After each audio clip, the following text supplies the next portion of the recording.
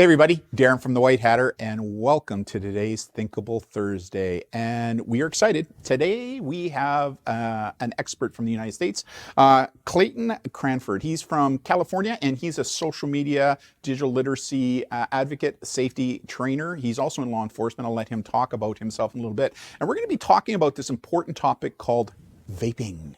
What is it? What are things that parents should know? And that's what we're going to talk about next.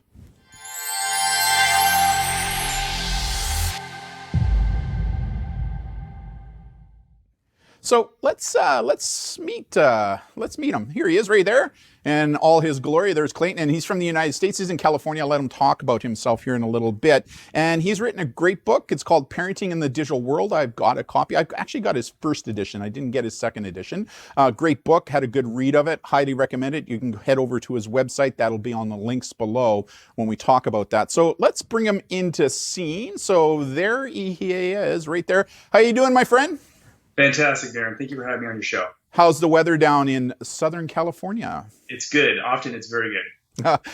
Let's let the audience know a little bit about yourself, who you are, what you do, what your background is, what brought you into this sphere. Yeah, I've been in law enforcement for 17 years. I'm a sergeant with the Sheriff's Department, and what brought me into this sphere was just kind of a situation of necessity. I became a school resource officer, so I was assigned to a city.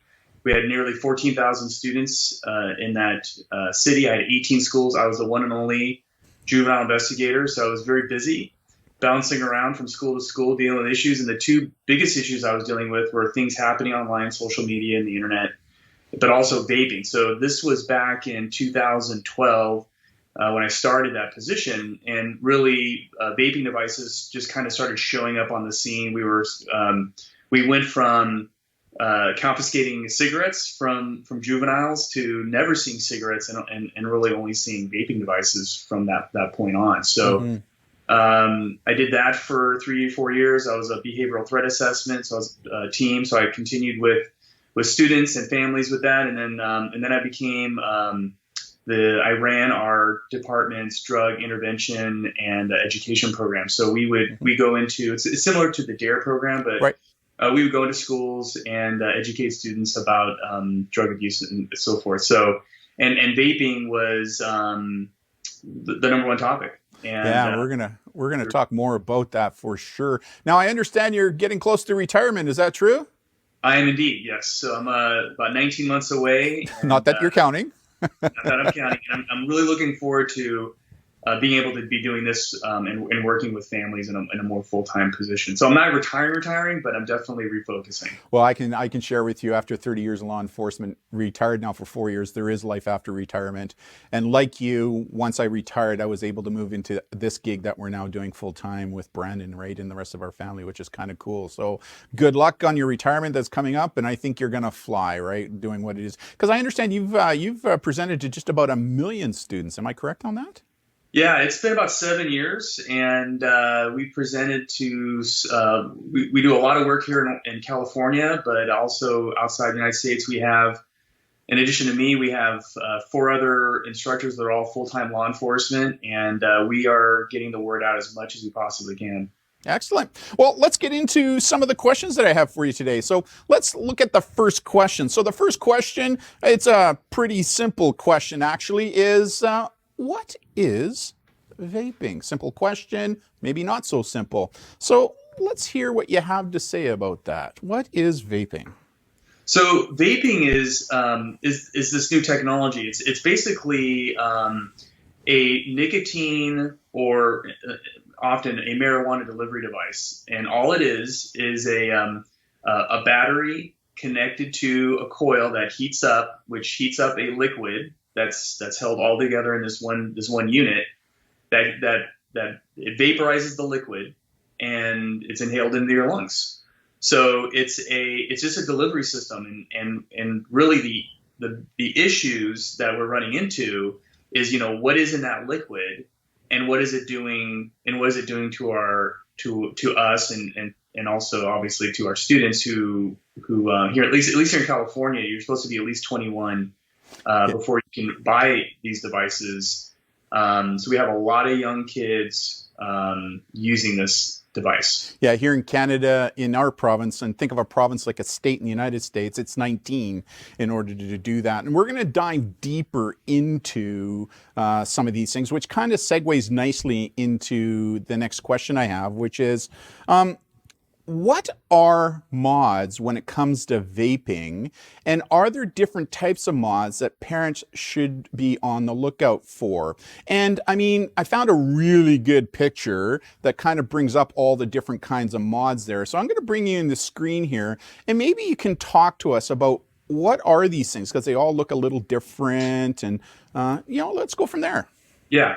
So what you're probably going to be seeing most often is number 4, which is the Juul device from Pax Labs, and probably something like 9 or 10. Those are the ones that typically are most popular. The other ones, they're kind of like number 5. That's what the original e-cigarette looked like. That's what in the early 2000s, that's what it looked like. In fact, it all began with this notion that this would be a device that would help someone get off of cigarettes. And you could actually get this device, the one you're seeing number 5 there, from a doctor.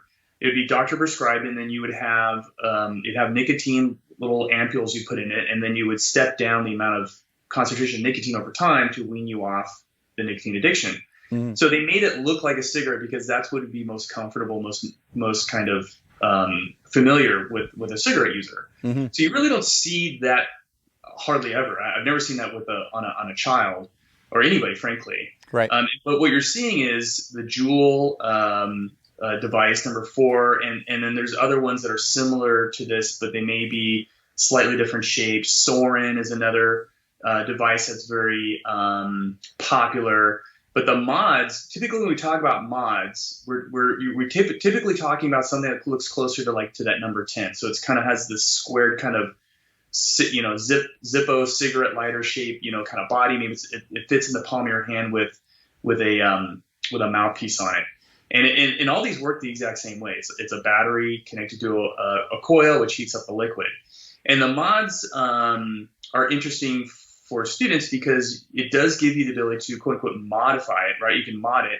So you can get different kinds of parts and you can attach them. And some of these things, you can even connect it to your Bluetooth device. I mean, so it really, all of them, they're very discreet, right? Like the Juul devices are small and discreet. They look like a USB, thumb drive. Mm-hmm. So these other ones are a bit bulky, but they have an appeal. Like in the appeal, aside on a very basic level, it has a very techy, clean, kind of neat kind of design and feel to it, which appeals to students who want kind of an iPhone kind of culture. But also, and I'm sure we're going to get into it, but this perception that the use is harmless. Yeah. So those kind of two things coupled, so you have high availability and low perception of harm, you're going to have a lot of use. Yeah. And I'm also finding that the smaller, slimmer ones are also more easily concealed by students when they, up here they call it ghosting, right? Where they'll put it up their sleeve, they'll take a huff, and then they'll blow the vapor into their sleeve in classroom so that you don't see the vapor cloud.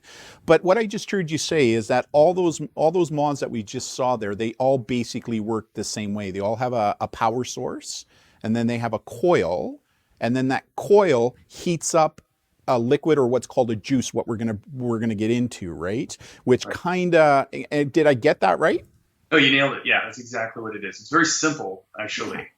But so it's the e-juice that's kind of the thing. And that's which segues really nicely into the next question, which is, or before we get there, can you tell me what is a dabbing pen when it comes to the use of marijuana and vaping? And can you explain what this means? This is a really good example. There's one right there, a close-up view of it. So maybe you can talk a little bit about what is a dabbing pen compared to a mod, or is a dabbing pen a subcategory of a mod?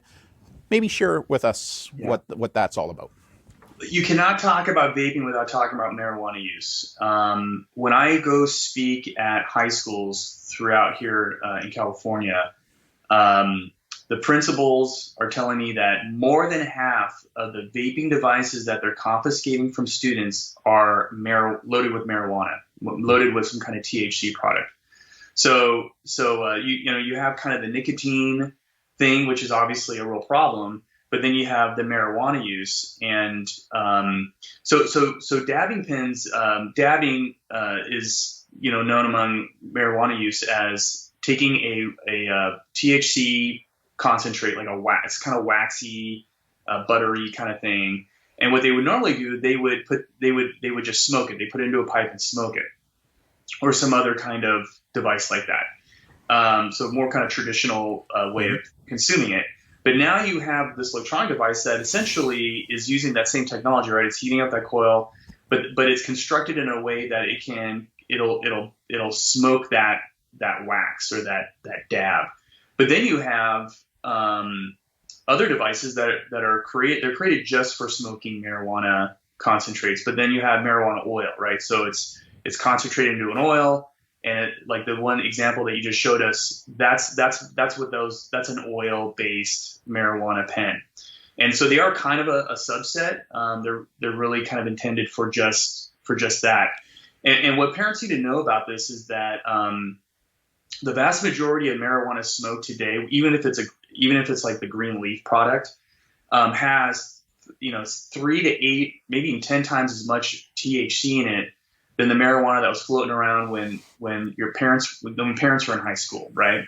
So take that oil or wax, instead of having like back in the day, like maybe in the 60s or 70s, marijuana leaf would have anywhere between like 3 and like 10% marijuana THC. In the higher end, obviously, that would be considered like unusually high THC. Mexican red hair when I was in high school.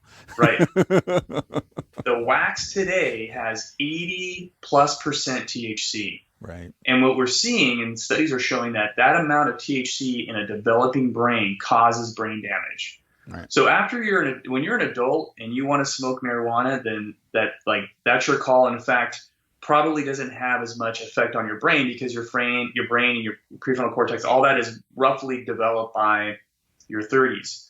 But now you have a very young child, maybe 13, 14, whatever, trying this stuff out. Their brain's developing at a time where the introduction of high concentration THC can lead to significant problems, loss of IQ points, including increasing their likelihood of severe mental health issues later in life, including schizophrenia.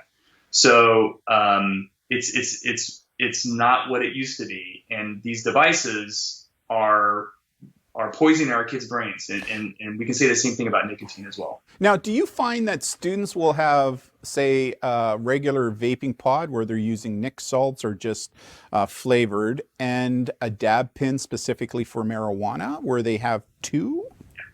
They would be two different things. They probably aren't going to be crossing those devices over with regards to what they're putting in them.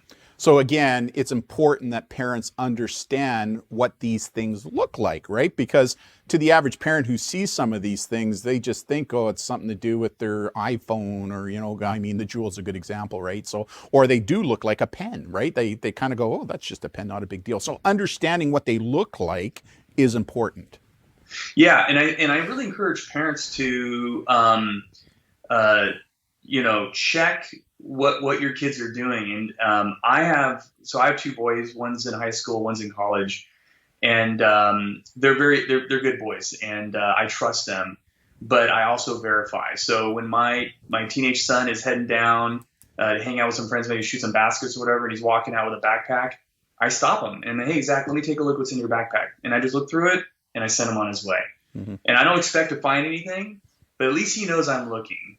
Right. And I think parents shouldn't be afraid to kind of, especially if they're seeing some red flags, poke your nose around what's going on with your kid and start asking questions, because getting involved in the beginning of this situation is so much easier than trying to kind of pick up the pieces, weeks or months or years down the road, especially when we're dealing with addiction. And addiction in an adolescent is much harder to break than an addiction in an adult. It's because of their brain development. It's very challenging. I concur with you. It's all about parental participation and communication with a monitoring where appropriate and reasonable. I like to share that a lot of what I know within the sphere of social media, I learned from my Brandon, right? He's my digital Yoda. I'm his digital Padawan. He was my Jedi master. Him and I fight back and forth now who the true master is, but he's my master. He's good at what it is he does. And I do believe that if you have an open and honest relationship with your kids, they will share important things with you as long as they know that the parent is not going to overreact. Because, one of the things that I find is that, when kids try to disclose something, whatever that disclosure is, be it vaping, be it sexual exploitation, whatever it is, if the parent starts to overreact, then the child withdraws disclosure, right? So, if there's one thing I say to parents is do not overreact to this stuff, right? And, if you try to demonize it, you're going to shut them down right away. And that's what discussions and communication is all about. Thoughts on that? Yeah, absolutely. Your kid needs to know that you are a safe person to talk about things. And I have an upfront kind of amnesty grace for my boys. If you want to come to me and talk about something, I'm not going to punish you for talking to me about it. I'm here to help you. Yeah. And that's a conversation. That's a door that can only be opened by a parent. So you have to kind of do that and let your kid know. If having a conversation like this is not easy. It's not an easy conversation at all. So on my website, on my downloads resources page, I have two things there. One is kind of a parent guide, not a presentation, but a guide where it kind of explains what all this is, but then how to have a conversation with your kiddo, discussion topics, but also just make it very organic. Yeah. Kids can smell inauthenticity coming from a mile away. So there will be an opportunity for you to talk about this because you're going to see someone vaping, and that's an opportunity to ask questions. So rather than lecturing, make it a teachable moment. Right? Exactly. That's the key I find with especially teens is that, if you try to demonize it in lecture, they shut down. I say to parents, be reflective. Do you remember what it was like when we were teens and our parents did that? What do? We shut down. So let's learn from that experience, right? Be your child's best parent and not their best friend. There is a difference between the two.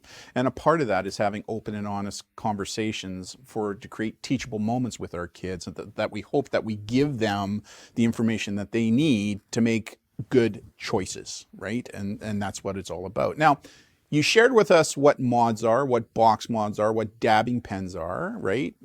Power source, coil, and it burns this thing called a juice, which kind of segues nicely into my next question, which is, what are vaping juices and what are the differences between nicotine-based juices and nicotine-based juices, and also known as Nic salts? And to kind of help you with that, here's a really good example right there that I found that we're going to bring up for discussions, right? So in order for the mods to work, you need a juice, right? And there's nicotine-based juices, there's flavored-based juices, there's a combination of both, and then there's also marijuana juices. And I understand that juices either come in a liquid or on the bottom two little cartridges. So can you kind of share with the audience what this stuff is that we're looking at right now?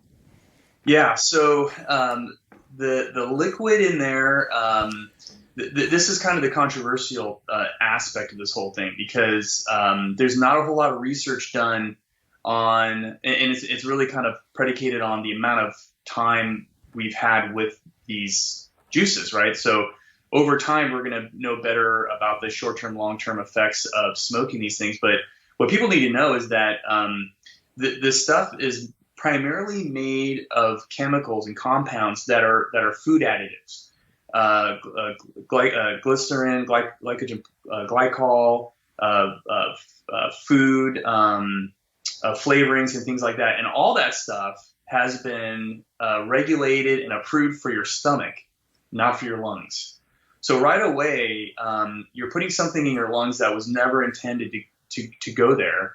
When you ingest something in your stomach, your body goes through a process of digesting it and running it through your liver, et cetera, that purifies those compounds and makes it less toxic, right? Less toxic for the body.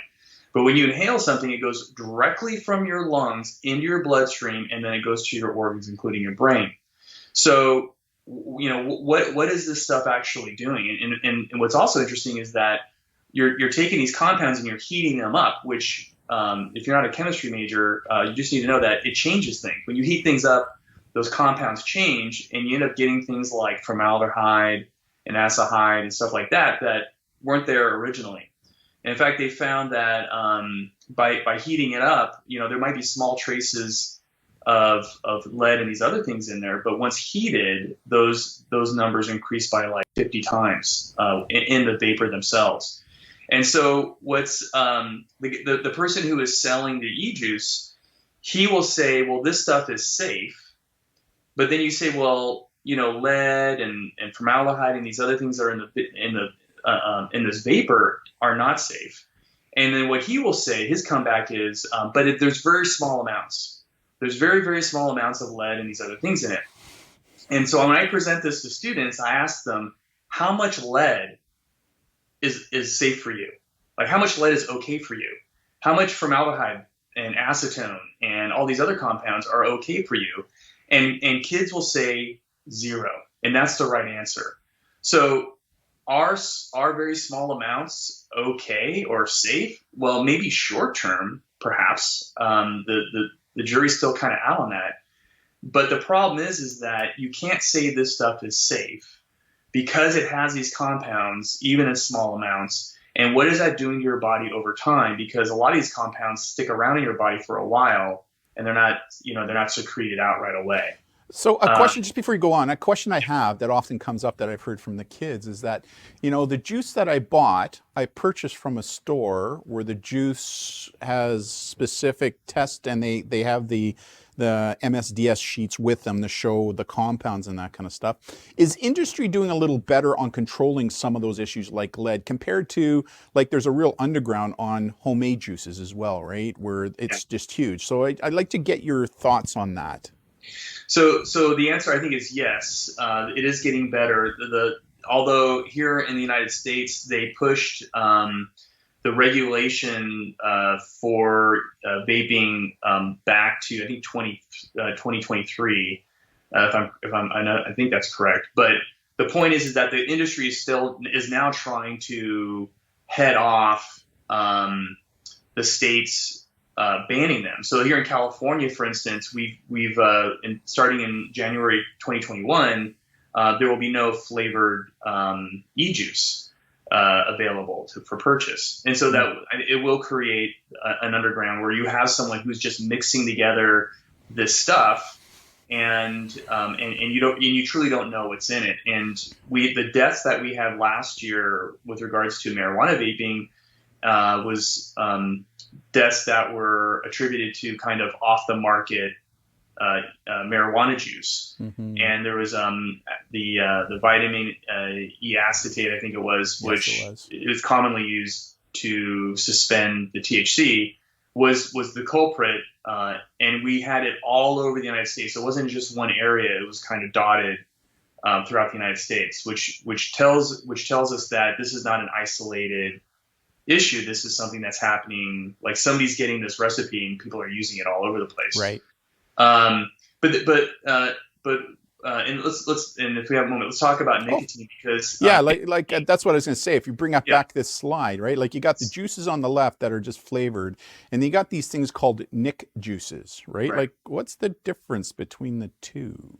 So they're all going to have the same basic compounds, but they're adding nicotine. So I was just previously talking about, like, non-nicotine juices, just the compound, just the stuff that makes that juice vaporizable. Now we're introducing nicotine into it, and Nic Salts is really pointing to this over time, the way they've kind of compounded the nicotine, where it was originally a freebase nicotine, which was basically how the cigarette companies were using nicotine in traditional cigarettes. And freebase nicotine, you can deliver more nicotine And it's when you get it closer to its again, I don't want to get into chemistry, but essentially it's a good way of delivering nicotine. Right. The problem with vaping devices is that the more nicotine you add, it makes it more harsh. It makes it more acidic, and it burns your throat. And so you have an industry that all it cares about is about addicting its users. And we're going to get there. We're going to get there. Yeah.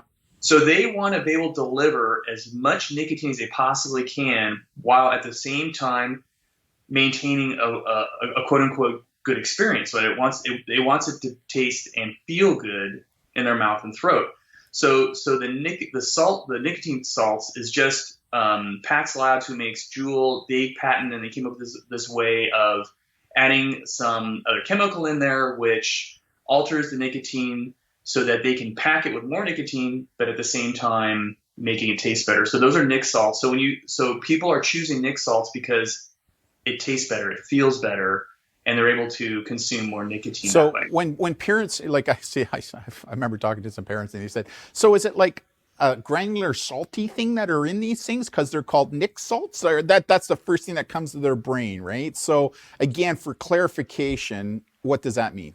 Nic salts. So it's really about the chemistry, and so the bottom line is that when nicotine is in its natural form, it looks kind of like chemically like a salt, but when it's consumed, it changes and it becomes more alkaline. I think I said acidic, but I think it's more alkaline. So they add a chemical, a benzene in there to make it again more like the salt structure, which tastes better. It doesn't look different. It doesn't like, if you were to like rub it between your fingers, it wouldn't feel gritty or wouldn't feel different. Right. It's just the experience of smoking it feels better, and you're able to smoke more often, get more nicotine. That's it. Now, when it comes to the mods, like there's two ways you can load them, right? Like you can use a liquid, like into the box mod, they have a well that you can put the liquid into, compared to the Juul that come in prepackaged cartridges. Am I correct on that? Yeah, you are. And Juul is genius. They've kind of adopted the disposable razor monetization, right? So when you buy a razor, your first razor that you buy, it's super cheap, but what they get you is the refills, right? The reloadable razor heads. Same thing here. So your first, Juul kit, which comes with the Juul vaping device, and usually a couple of these little cartridges, which are about the size of your thumbnail, about the size of your finger, and your finger. To refill them, it's expensive. I forget how much they're going for now, but it's like 50 some odd American dollars or whatever.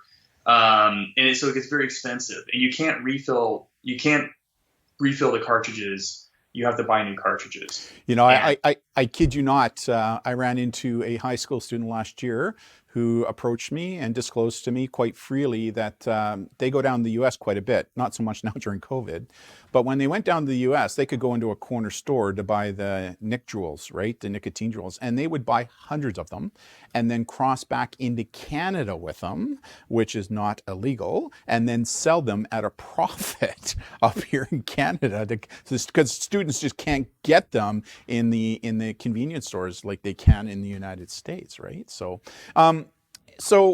the nicotine in one of those Juuls, how much nicotine is in one of those Juuls? What would it be equal to if you were to smoke a regular cigarette, is a good example. Like I've heard people say one of those Juuls has the same amount of nicotine as a regular package of cigarettes.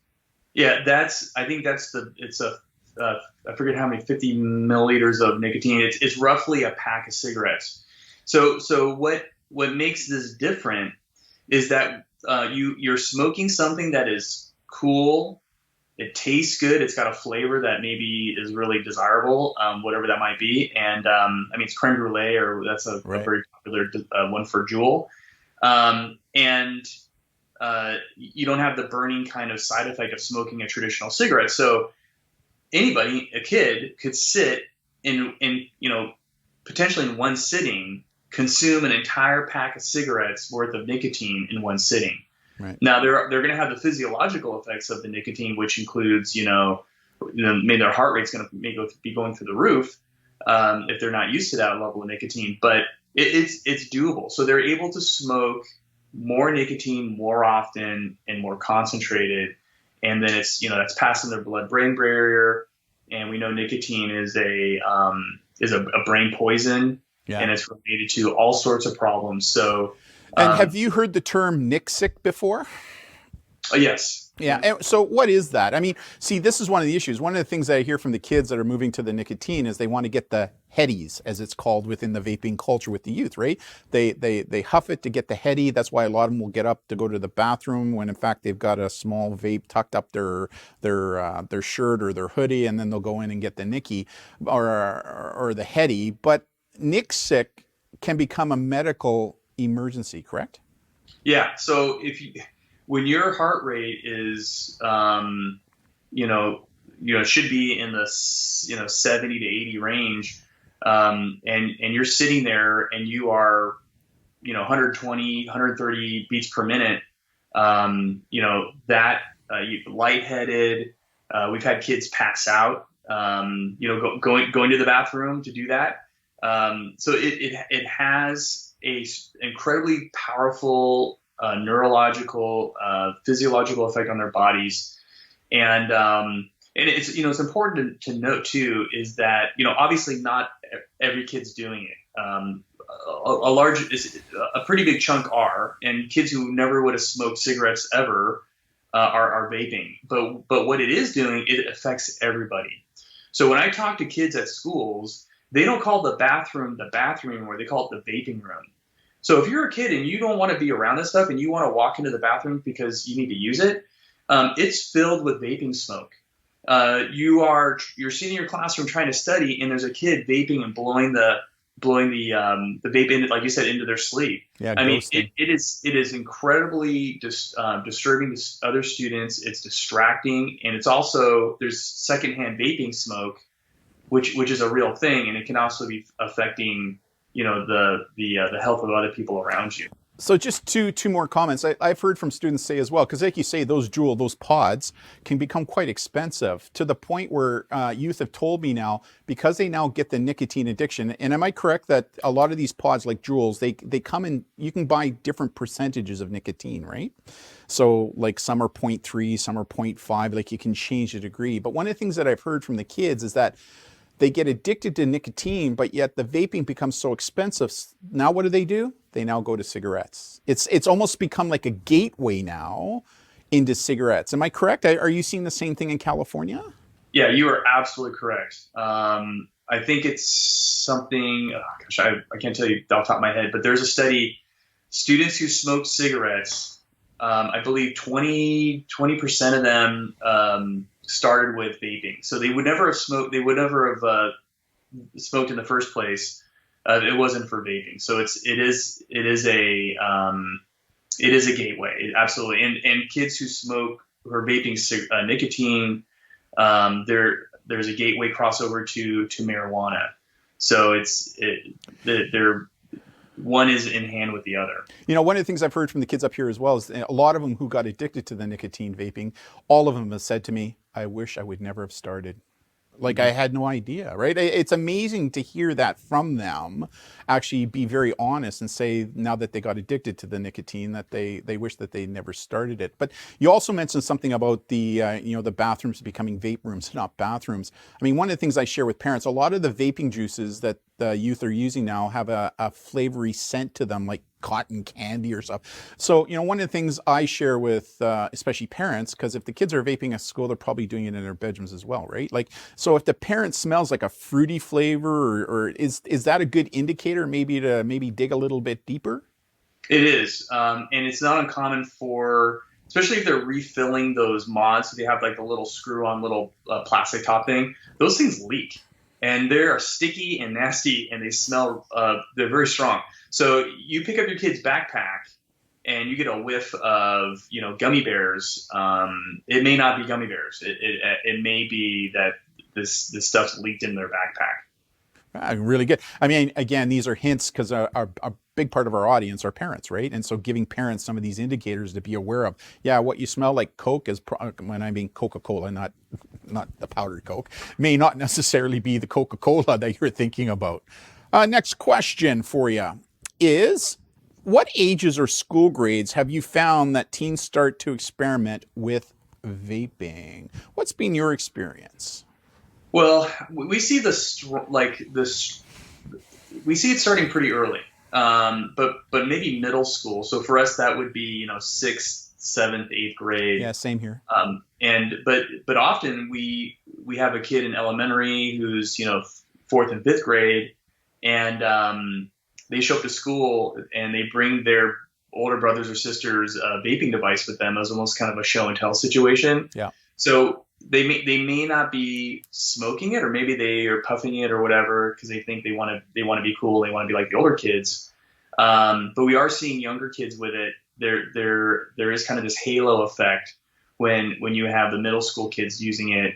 You're going to see that kind of bleeding into the grade below them probably. And at the younger ages, the whole toxicity thing where, become, all of a sudden, you got a grade 6 student trying a vape for the first time, unknowing that it's a Nic salt, a 0.5 Nic salt, and they take a huff off of that. I mean, what could happen, who knows, right? Like we were at one school where they found a middle school student almost in a comatose state in the bathroom, right? Had never ever used it before and tried it for the first couple times, not understanding how much they were huffing in. And as a result of that, they went down, right? And they had to call the ambulance and stuff. So, yeah. So you're saying middle school, you're seeing a lot of it being starting at? Yeah, so we see a lot in middle school, and then when they started getting into high school, we started seeing more marijuana devices.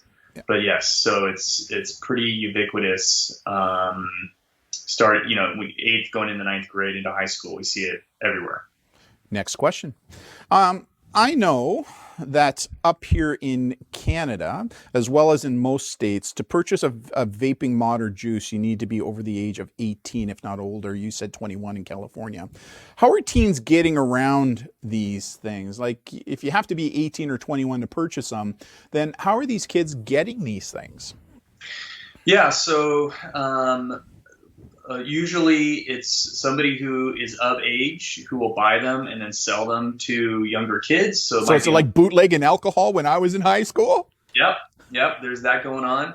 I have kids who basically took mom or dad's vape pen, and mom and dad are like, "Oh, I lost my vape pen." They don't, they're not thinking that their kid took it, and then they buy another one to replace it, and then the kid's got it. So we see that happening quite often.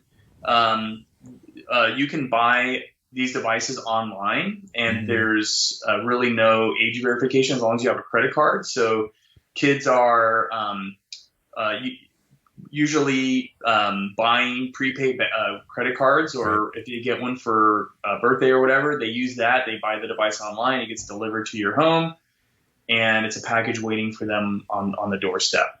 So those are typically the ways that those things are happening. And in my presentation I do for parents, I tell them, you need to protect your credit card number. And if you have it set up where, you have stuff delivered to your home, here in the States here, especially, you can subscribe to FedEx, UPS, and USPS. All have a free sign up where they send you an email to give you a notification of what's arriving at your door. And so that's good to know. I even had a case where I had a student who was buying vaping products, and he was delivering it to his neighbor's house because his neighbor was at work all day, but mom was at home all day. So he would then walk up, take it off the porch, and then just head on home. So it's good to know what's arriving on your doorstep, and so that way someone doesn't walk up and take things away. Now, will that only happen if the notification to Purelator and UPS and US Postal, will that only happen if the child is using mom and dad's credit card? What happens if they're using their own prepaid credit card? Well, whatever gets delivered to your address, so it doesn't matter who is sending it. FedEx is like, hey, we're delivering a package at your house today. Okay. And so that's how they know. But Yeah, if a kid is using a prepaid card, which they can buy at the, at checkout, like at the impulse aisle at the grocery store, they can buy these things. So there's really no way to stop them from doing that. And truthfully, kids are always going to find a way around whatever we put in their way, any obstacle. So that's going back to the conversation with your child is so important, because what's okay or not okay in your home, when they walk across the street to their friend's house, may have a different set of rules or supervision there. So you want to kind of inculcate those values in your child and really give them a reason why. So not just say don't do it, but let's talk about why it's not an okay idea or it's not safe to do. In your schools, in your jurisdiction, what percentage on average would you say at the high school level are vaping? Anecdotally, obviously. I think we're looking at probably close high school students, probably close to 15 to 20%. Yeah. Okay. So it's not at the epidemic levels. Like, they're not all doing it, right? Is, I guess, my message, right? Like, I Right. think sometimes that we adults have a habit of painting teens into this group, and I've heard parents saying, "Well, they're all doing it." Well, no. No, they're not, and it's. But I think 1 in 5. I think there might be an argument that that might be at epidemic levels. I mean, that's a lot of students, and they're not just experimenting. The latest surveys and research show that they're using it multiple times. That was going to be my next question. Of that 13 to 15% that you say are using it, are they repeat users, or is that those who are testing, trying it for the first time? So that 13 to 15% that you just quoted there, is that kind of like repeat ongoing users? Yeah, so there was just a survey that was done this last year. It says of 15 to 17-year-olds who use Juul, 56% said they use it 3+ days a month, and almost half of that group use it 10+ days a month. So that's a lot of use. And that 15 to 17-year-old, that's and again, we're also dealing with the intensity of addiction, right? Right. They're laying down these pathways in their developing brain, and it's really hard to rewire those pathways, because half of all adults who are addicted, 90% of all adults that are addicted today became addicted before age 18. Okay. So getting to kids now and talking about this can make a huge difference in their life going forward. Next question I have for you. Why has the cigarette industry moved into the vaping market, and how are they changing their marketing strategies? Yeah, so this is the way I start my presentation to students, because we first talk about cigarettes, which they are very good. Students know cigarettes are not safe. So then I show them the short video clip of the 7 CEOs of the cigarette industry when they were brought before Congress, and they all swore to tell the truth, and they all said to the person that nicotine was not addictive. And so I asked students, I'm like, if you know that's a lie, everybody did, why do you think they did it? And all the students say, because they wanted money. I'm like, exactly. They cared more about money, they cared about people. They know that their product is like killing people. Mm-hmm. So what's happened today is that when the e-cigarettes first came out, the tobacco industry panicked, because they're like, oh my gosh, these guys are going to take our customers away. Mm-hmm. And then they wised up and realized, wait a minute, we should just buy out the vaping industry. And that's what they did. So they've invested heavily into the vaping industry. They basically own the vaping industry. And what they're able to do now is have a new generation of users under the guise that this is perfectly safe. And what's also kind of amazing is that they're able to take their playbook from the 1940s and 50s, the marketing strategies that they used then, which they cannot use today because of laws. They're using literally the same thing and putting in the hand of the model, positioned just like they were in the 1940s or whatever, but now it's an e-cigarette or it's a vaping device. And that's another thing I show in my presentation. I put the 1940s image up from Time magazine for the Marlboro Man, and then I'll put the Juul model up there, and it's literally the same image, just the version for today. Mm-hmm. So it's they've done a very good job of kind of turning this around and turn around for themselves and breathe life back into their industry, because they were really struggling because of all the restrictions that they had. So And I understand, it's become quite competitive, right? Where like one of the largest Rothmans is in heavy competition against other manufacturers, right? Trying to figure out what's the best product and how to market it. Yeah, absolutely. I mean, they're trying to make they're working on strategies to manipulate people into believing that this is it's what they did back in the 40s and 50s, right? It's cool. Yeah.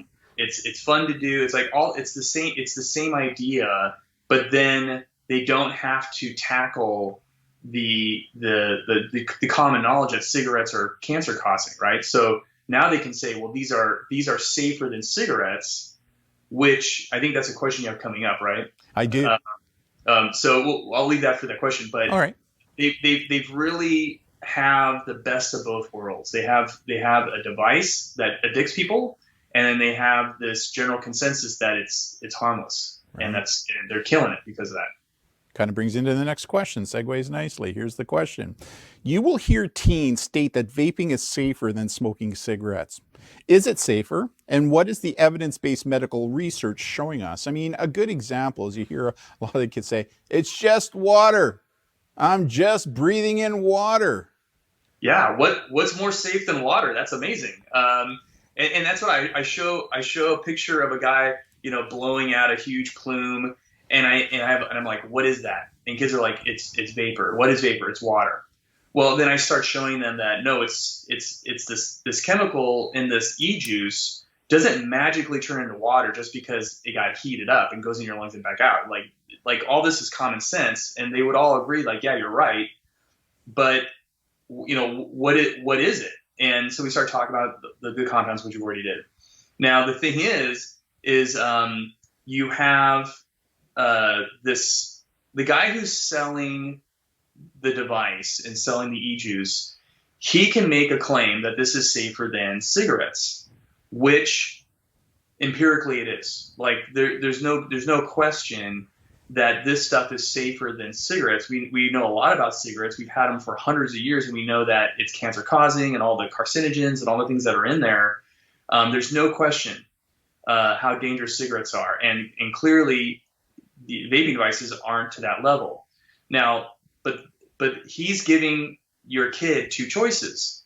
He's saying they're safer than cigarettes, so then you should smoke them. Those are two choices, right? I ask students, do you have more than two choices? And students are like, yes, we have three choices, which is the third choice is don't do it at all. Mm-hmm. Because the truth is, in the proper question that people should be asking is it safe? Not is it safer than cigarettes? A lot of things are safer than cigarettes, but aren't safe. But are these safe? And the answer is no. And the problem is we won't know how unsafe they are until we start getting farther down the road, where we're able to do some longitudinal studies. And in 10 years from now, 20 years from now, we may have our children who are now adults coming down with all sorts of medical problems, and we can point back to the e-cigarettes, to the vaping devices, and say, oh, it was because of that. Yeah, so I think today's youth have become the tobacco guinea pigs that our grandparents were back in the 40s, right? Like it's because you used a very important word there, longitudinal. And for people who don't know what that means, what does that mean? Well, it means that we basically have a group of people in the study, and we keep year after year they're studying them. They do checkups on them. They take pictures of their lungs, whatever. And over time, they can see a change in their whatever behaviors they're using, and then how it's affecting them medically. And so that's how we can make a connection between the medical outcome down the road and like the behaviors connected to them. And then we can also and in that study, you look at people who never vaped, right? And so we have a control group. So and they're doing the same thing with screen time. They're scanning kids' brains. It's going to go on for the next 10 years, and so they're going to have they understand like what does screen time do to children's brains. They're doing the same thing, but now they're looking at what are the long-term health effects of vaping. Because one of the things I see is that, especially in the area of vaping right now, there's a lot of correlational research, but not a lot of causational research, right? Which comes from the issue of the longitudinal. And one of the things I find with kids is that if you can hit them with some good medical research, they kind of click into that, because until that happens, they go, well, whatever, you're just being a boomer, right? You're just being a boomer, right? But once we hit them with the good evidence-based medical research that has been done over time with a fairly large cohort, I find that when I'm talking, especially high school students, that makes a difference to them. It really does. Thoughts?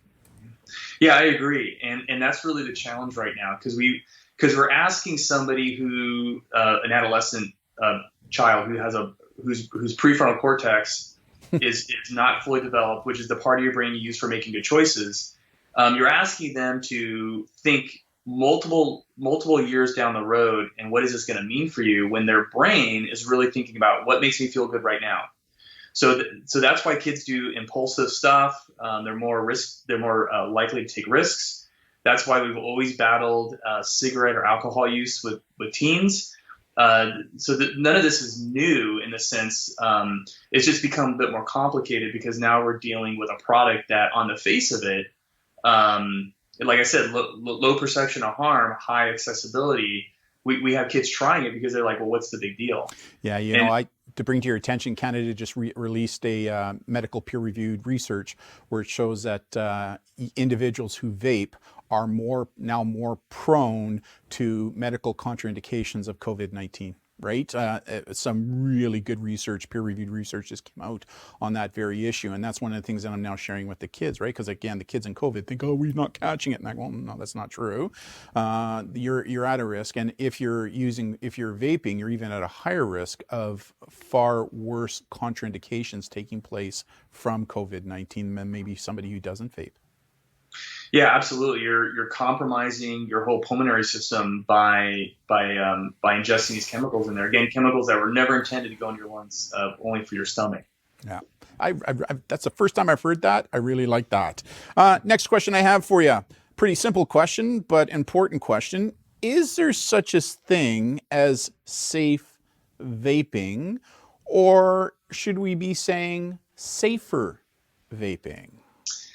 That's an interesting question. I don't think so. Now, I guess I guess it depends on the situation, right? So if you have an adult, perhaps, who is a smoker, and they're trying to stop smoking, which is you talk to people who have, it's an incredibly difficult addiction to overcome.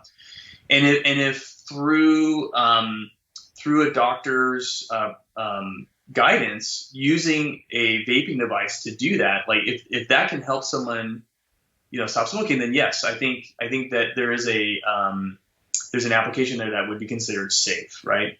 The problem is that that's not where the industry is going. I mean, that's kind of their shield.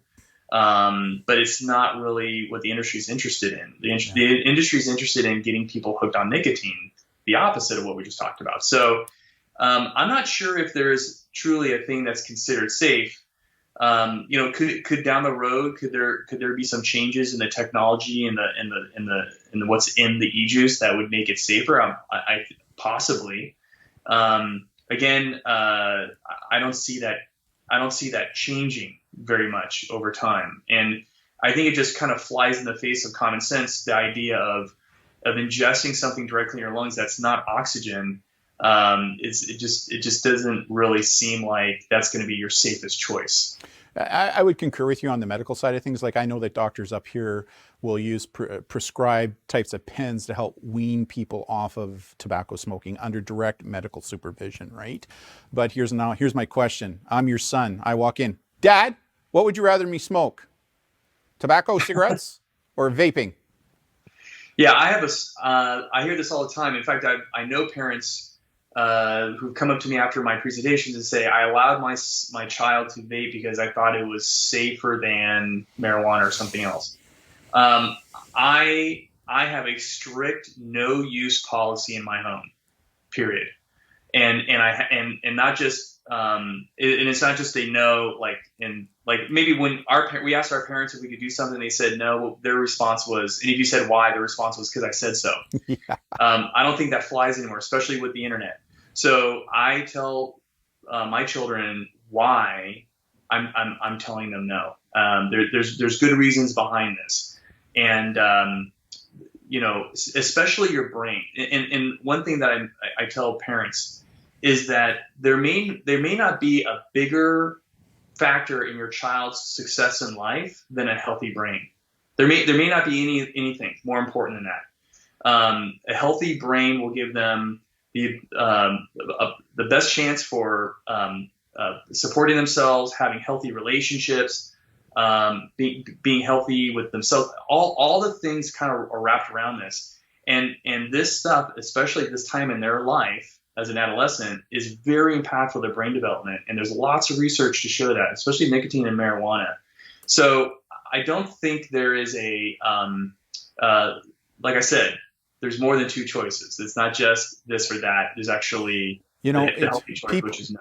People have asked me, Darren, are you more concerned about the nicotine or the marijuana-based vaping? And I'll be honest with you, I'm more concerned about the nicotine. I'm concerned about both, but I'm really concerned about the nicotine side of vaping right now. That's just me personally, because I'm finding at the younger ages, they're not really experimenting with the marijuana. They're doing more of the nicotine stuff, which means that they're getting hooked on the nicotine at younger and younger ages than they are. I'm not saying that the marijuana vaping is not an issue. It is. If you're an adult, you're an adult, right? But like you say, for kids, it's totally different. But when parents ask me that question, I'm very honest with them and say, I'm concerned about both, but my bigger concern is the nicotine vaping that's going on. Thoughts? Yeah, I think that's fair. I mean, there's studies that show that if you are clinically addicted to a substance, just one substance, you're more likely to become addicted to other substances. So there's something about opening that part of your brain, even to just nicotine, which is going to be very available, that you're going to run into as an adult other issues, whether it's alcohol, prescription drugs, street drugs, or marijuana. So I think there's a good argument for that. Absolutely. Next question. We kind of talked about this, but I want to drill down on it. When we interviewed hundreds of teens on the topic of vaping and what parents and adults can do when talking about their concerns, here's what the kids shared with us. Adults need to be better educated on this topic and to share factual information rather than just opinion or supposition via scare tactics. That's what we heard. I think I forwarded you the article that I wrote on this topic, and one of the things that I did was I decided to go to the source, which were the kids, right, and talk to them about it, because I think far too often we adults think that our way is the best way, when not necessarily true. I think we need to have kids more involved in everything that we're doing. In the end, we're the parent, and we need to be our child's best parent and not their best friend, for sure. But I do think that we need to give more agency to the kids on some of these topics. And this message was loud and clear from the teens that I interviewed, the hundreds of them, over the fact that, when parents are trying to scare them to stay safe, whatever that may be, they just shut down. They don't listen to them. They would rather sit down and have that factual-based discussion. Thoughts? Yeah, I agree 100%. In my little flyer that I have for parents on talking to kids about vaping, like, that's the central thing. Get educated, understand what are the issues, what are the medical issues, and then when you talk to your child about this, like you said, make it a teachable moment. And there might be some really great kind of spontaneous opportunities to do this, and you want to have the facts kind of in your back pocket so that you can step in and see that. But my advice is to be as Socratic as you possibly can with your child, which is just ask them questions. And you have a good kid, right? You have a kid who wants to make the best choice. And often by asking them questions that are like legitimate, really thought-provoking questions, you might be amazed how often your child will land on the right decision just by you engaging them, engaging their brain. And like I said earlier with the whole prefrontal cortex dilemma, studies show the more that we talk to our kids about this type of stuff in the way that we're talking about, you can kind of nudge that needle towards them making better choices. I mean, biologically, it's a challenge for them, but we can do that. And one of the things that I advocate is the family dinner. So when you're sitting around, hopefully there's a time where you can gather with your family, turn off the screens, don't bring the phone to the table. It's a tech-free opportunity for you to have an intentional conversation with your child about things that matter, like how are you doing today? What's going on with your friendships? Just you have these kinds of conversations, and studies have shown in peer-reviewed journals that families that do that, those kids are less likely to engage in drug and alcohol use, bullying, and self-harm. Just by doing that, you don't have to be an expert to do that, but it does give you an opportunity to make a difference. As a company, we are big believers in evidence-based research, and when we teach, and I give full credit to Brandon with his master's. He's thinking about getting his PhD, right? He said, Dad, we need to bring academia into what it is, evidence-based academia. And you're absolutely right. There are some really good peer-reviewed research out there that shows us that when families get together, and that's why having that digital dinner once a week with no tech at the table is so important. And during dinner, all you do is you ask and talk to your kids about everything that's going on in their lives. Hey, what's the new social network you guys are on? I heard about this new vaping tool called Juul. What is it? How does it work?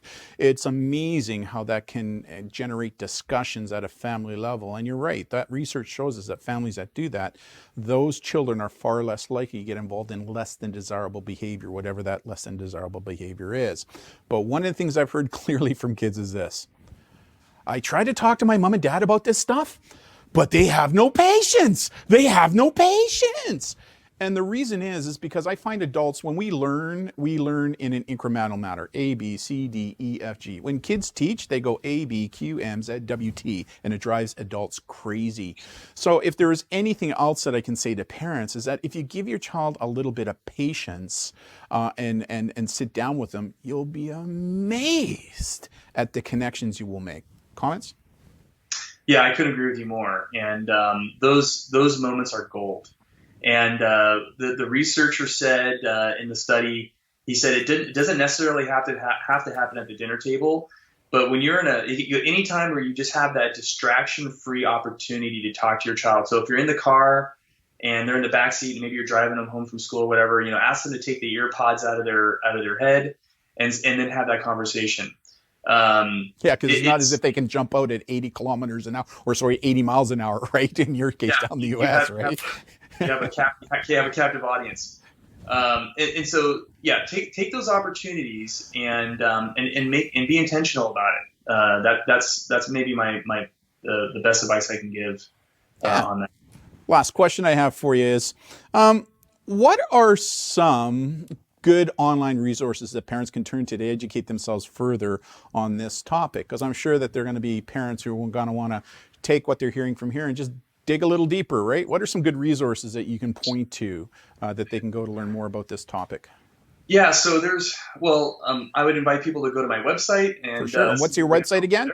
It's cybersafetycop.com. There you go.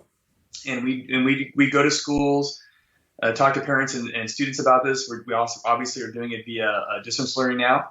But if you're looking for online resources, I'm sure if you're in Canada, I'm sure the government probably has Health Canada up here has a really good site on it. Yeah. Yeah, and we do too down here. So Smokefree.gov is I really like it because they have this on the website. There's kind of like breakouts for smoke-free vet, smoke-free women, smoke-free teen, and if you click on that, you get quit vaping.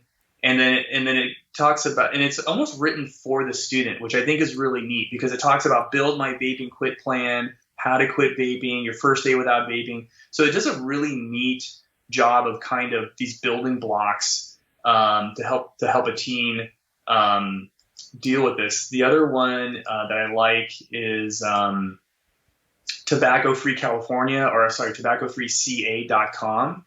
And they also have a very similar website. Obviously, anybody can go there, whether you live in California or not. A lot of really good resources and kind of what's currently going on with the laws and vaping as well. Yeah, the other thing I say to parents too is just Google vaping and go into the industry, see what's going on with the industry, right? Stay abreast of what's going on in that industry so that you're keeping yourself knowledgeable on the new products, because, you know, products are going to, you know, that first slide I showed where it looked like a cigarette, and now we're to the point where it's a jewel or even smaller than that now, right? So just staying abreast of what's going on in the industry is also really, really, really important. Any final thoughts on anything that we covered today that you'd like to share with the audience? I would just encourage parents to not be afraid that like a lot of these conversations that we have with about, you know, whether it's drugs or alcohol, with you know, cyberbullying or whatever, on the face of it, it's scary, and what I want parents to do when they hear these things, to be called to action. So you are your best child's advocate and defender, and I wouldn't wait for your school or for the government to step in and help your child in this area. I want parents to really just kind of own this, and especially when we're talking about personal character, moral development. I mean, you're your best child's teacher, and look for resources, and there's plenty out there. And I would, you know, whether it's if a parent has a question, you know, they can go to my website and they can email me if they have a question. But yeah, don't be afraid. And if it seems overwhelming, take baby steps, take little baby bites out of the problem, and just kind of work towards a healthy resolution for your child. Yeah, I would agree. It's all about enlightening, not frightening, right? Our kids. But to do that, you need to educate yourself. And, you know, it's my belief, not just within vaping, but social media as a whole, parental abdication has been a real challenge that we need to get ourselves over, right? You know, this entire area is, like I said, be your child's best parent and not their best friend. There is a difference, and you can find a balance between the two. You know, one of the things I say to parents is, when your child is 18, 20, moving out of the home, now they can become your friend, but it's your job to be their parent first, right? And sometimes that can be hard. Sometimes that's what's gonna happen, but that's what makes us parents. Oh well. But we need to start stepping up to the plate, but doing it in an enlightening and not a frightening way, which I think is really important. Clayton, if you can just hold tight, I'm just going to do my closing, and then I just want to do a debrief with you after we're done. So, wow, like I said, great guy, great information, right? You can tell his passion, being that he's a parent of two teens right now that are in the thick of things, and it just a really good Thinkable Thursday topic that needs to be discussed more. And, you know, Clayton provided you with some resources. There's some resources on our site as well. Please check them out. I hope you really enjoyed today's Thinkable Thursday. So from Darren, who's in front of the camera, Brandon, who's working the control booth in the back, and Beth, who actually runs the company, because if it wasn't for her, both Brandon and I would be lost in everything I do in my life. I'm just speaking the truth. I want to thank you for coming to today's Thinkable Thursday. So we'll see you next time. Bye.